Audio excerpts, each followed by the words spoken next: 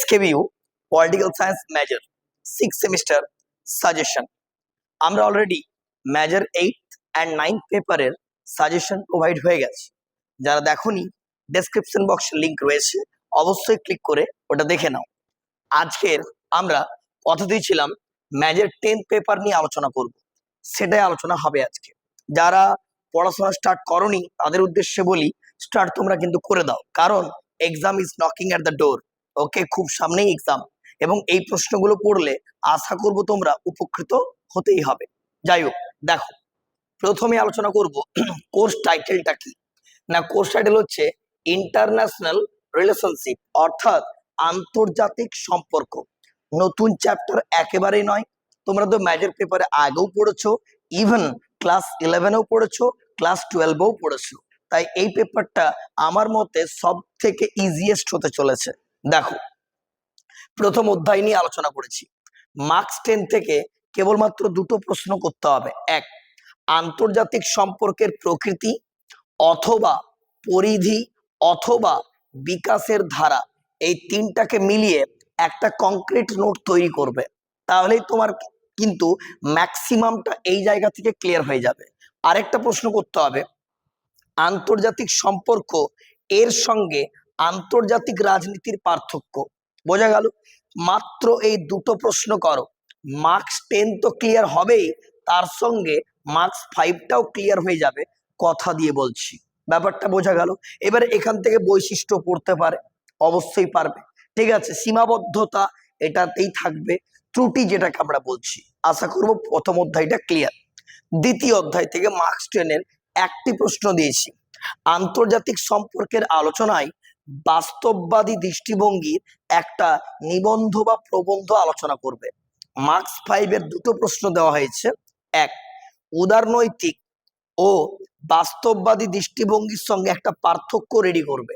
এছাড়া বলে রাখি, এর আলাদা করে বৈশিষ্ট্য করার প্রয়োজন নেই, পার্থক্য করলে উদারনৈতিকের পার্থক্যের যে টপিকটা সেটাকে লিখে দিলেই বৈশিষ্ট্য হয়ে যাবে।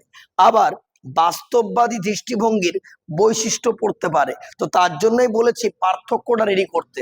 পার্থক্য রেডি করলে আমার কিন্তু বৈশিষ্ট্যটাও রেডি হয়ে যাবে। ওকে, নয়া বাস্তববাদী দৃষ্টিভঙ্গির সীমাবদ্ধতা করবে, তার সঙ্গে বৈশিষ্ট্যগুলোও কিন্তু করে রাখবে।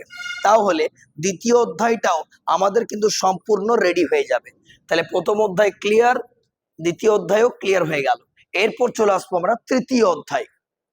তৃতীয় অধ্যায় থেকে মার্কস 10-এর তিনটে প্রশ্ন কিন্তু করতে হবে। এক, মার্কসীয় তত্ত্ব খুব ভালো করে, মার্ক্সবাদের দর্শনের মূল সূত্রগুলি আলোচনা করো, এই প্রশ্নটাও কিন্তু পড়তে পারে। তার মধ্যে ঐতিহাসিক বস্তুবাদটা ভালো করে দেখবে এবং দ্বন্দ্বমূলক বস্তুবাদটা খুব ভালো করে দেখে রাখবে। নেক্সট, নারীবাদী তত্ত্ব আলোচনা কর। 3, বিশ্ব ব্যবস্থাপনা তত্ত্ব, এটার সঙ্গে বৈশিষ্ট্য থাকবে, সঙ্গে কিন্তু সীমাবদ্ধতা বা ত্রুটিগুলো থাকবে।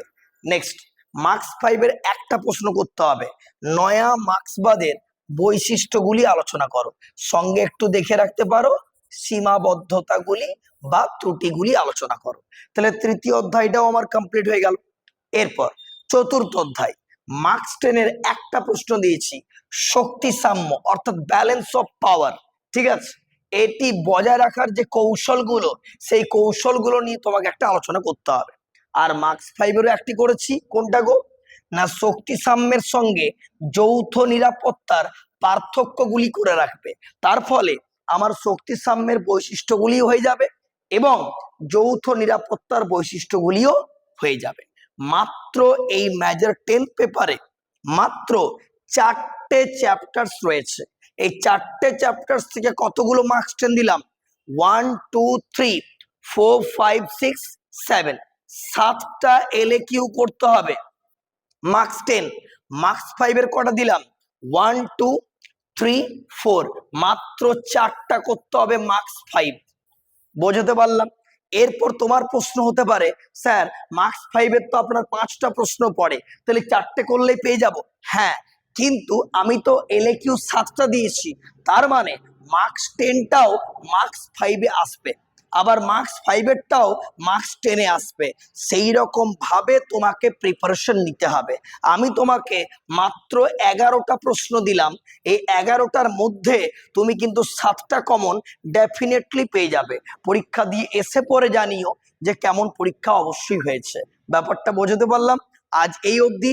সৌর শিক্ষা ইউটিউব চ্যানেলে সকলকে স্বাগত। All the very best for your exam. অবশ্যই নতুন হয়ে থাকলে সাবস্ক্রাইব এবং এই লিঙ্কটা সকল বন্ধুদের শেয়ার করতে একেবারে ভুলবে না। ওকে, টাটা।